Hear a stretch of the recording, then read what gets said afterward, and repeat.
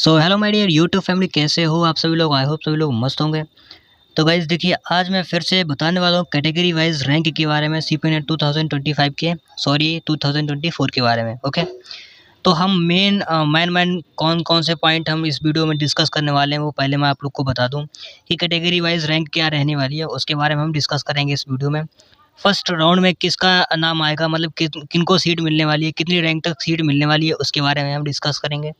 And then उसके बाद B pharmacy के लिए कितनी रैंक चाहिए होगी category wise, SC ST OBC and general के लिए, उसके बारे में हम डिस्कस करेंगे।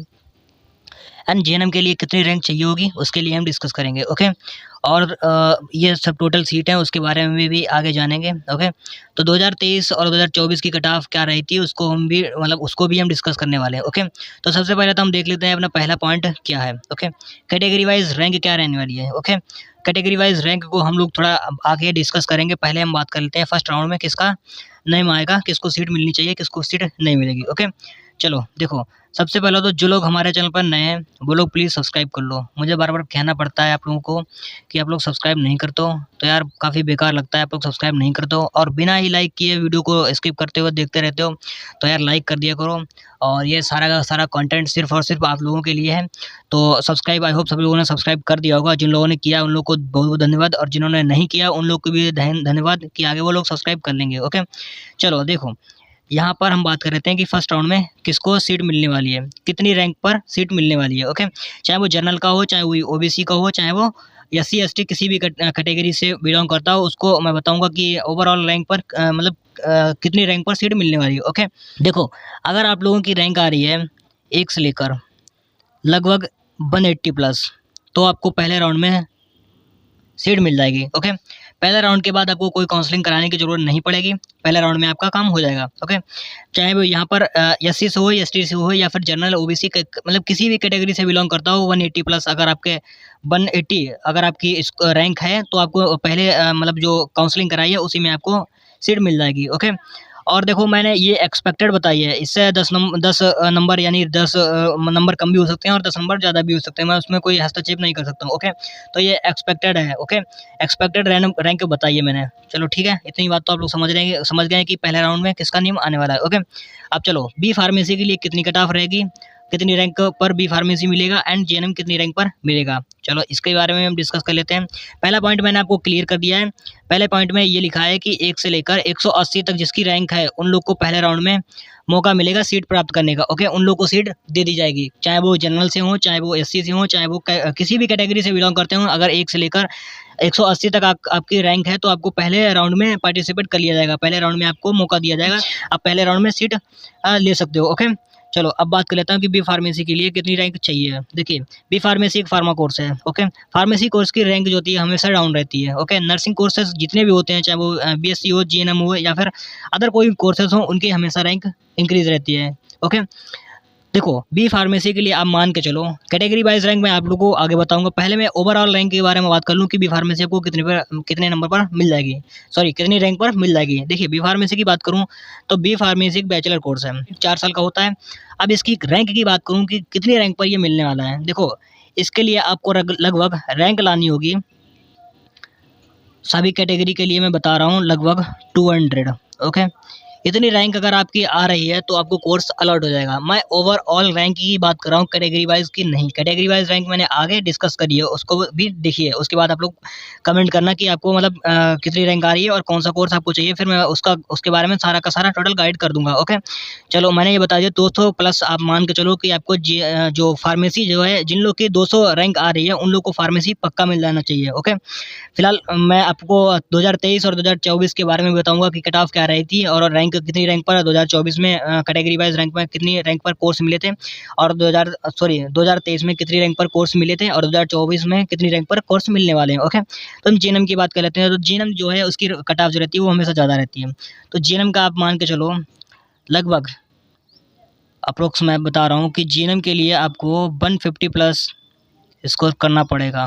150 प्लस अगर आपकी रैंक है तो आप जीएनएम के लिए एलिजिबल हो, आपको जीएनएम कोर्स मिल जाएगा। ओके, चिंता लेने वाली बात नहीं है, चाहे वो कैटेगरी वाइज हो और चाहे वो ओवरऑल रैंक को टोटल मैंने डिस्कस की है इस वीडियो में, तो वीडियो को एंड तक देखते रहिएगा और स्किप बिल्कुल मत करिएगा। ओके, तो 150 प्लस अगर आपके हैं तो आपको जीएनएम कोर्स अलॉट हो जाएगा, राइट।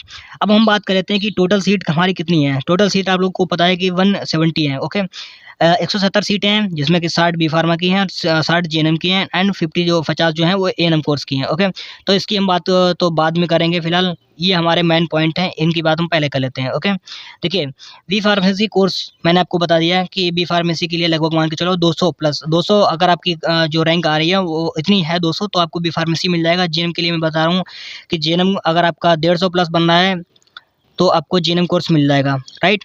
देखो पहले राउंड में सिर्फ और सिर्फ 1 से लेकर लगभग 170 तक ही पार्टिसिपेट किया जाएगा। मैंने आप लोग को यहाँ बताया कि कितना होना चाहिए पहले रैंक, हाँ 170 मैंने बताया, 1 से लेकर 180 तक इतने लोगों को, मतलब इतने रैंक वालों को ही पहले राउंड में पार्टिसिपेट मतलब होना चाहिए और इन लोगों को पहले राउंड में सीट मिलेगी। ओके, तो हम बात कर लेते हैं कैटेगरी वाइज रैंक की। ओके, 2023 में रैंक क्या रही थी और 2024 में क्या रहने वाली है। देखिए कैटेगरी वाइज रैंक की अगर हम बात करें तो 2023 में जनरल वालों को कोर्स अलॉट हुए थे 60 प्लस, मतलब जिन लोग की रैंक आ रही थी 60 से कम अगर कैटेगरी वाइज रैंक आ रही तो वो कोई भी कोर्स ले सकते थे, लेकिन जो 60 प्लस वाले हैं उन लोग को काफ़ी मुश्किल से कोर्स मिला था, वो भी मॉप अप राउंड में। पहले राउंड में नहीं मिला था, सेकंड राउंड में भी नहीं मिला था, मॉप अप राउंड में उन लोग को सीट अलॉट हुई थी। ओबीसी की बात करें तो 80 प्लस अगर आपकी रैंक थी तो आपको कोई ना कोई कोर्स अलॉट हो गया होता। ओके, हो गया होगा। ओके ओके, तो ये मैं कैटेगरी वाइज रैंक बता रहा हूँ, समझ गए आप लोग।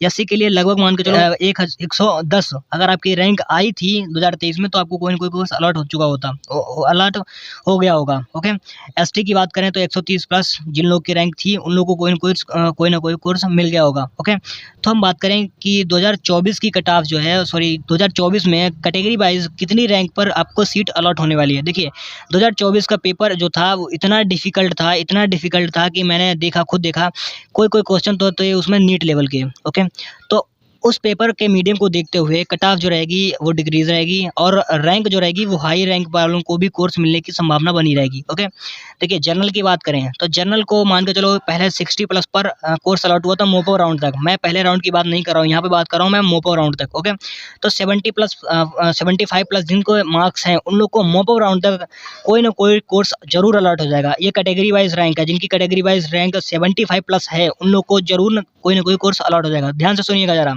ओबीसी के लिए 90 प्लस मान के चलिए, ओबीसी के लिए 90 plus category wise rank. Okay, कोई ना कोई कोर्स अलॉट होगा मॉप अप राउंड तक और ये एक्सपेक्टेड है। इससे 10-20 नंबर कम भी हो सकते हैं और 10-20 नंबर ज़्यादा भी हो सकते हैं, तो इसके बारे में मैं कोई exact cut off exact rank के बारे में बात नहीं कर रहा हूँ। ओके, तो अगर हम बात करें एससी की तो एससी की मान के चलिए 115 प्लस आपको सीट मिल जाएगी। मॉप राउंड तक की बात कर रहा हूँ। ओके, मैं बार बार आप लोग को बोल रहा हूँ कि मैं ये जो भी बता रहा हूँ मैं मॉप राउंड के बारे में बात कर रहा हूँ। ओके, तो एससी की अगर मान के चलूँ तो 135 प्लस या 130 प्लस पर आपको कोई ना कोई कोर्स अलॉट हो सकता है। ओके, तो देखो इतना मैंने आप सभी लोगों को कन्फर्म करके बता दिया है। ओके, अब जो भी डाउट आप लोगों के मन में है आप तुरंत मुझे कमेंट करके बताओ कि मुझे मिलने वाला है नहीं मिलने वाला। Okay, right.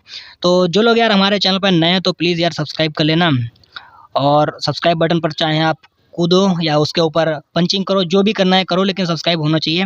और भाई शेयर भी कर दिया करो अपनी किसी दोस्त के साथ जिसे इस वीडियो की ज़रूरत है। और बाकी मिलते हैं किसी न्यू टॉपिक के साथ किसी न्यू वीडियो में, तब तक के लिए जय हिंद जय भारत।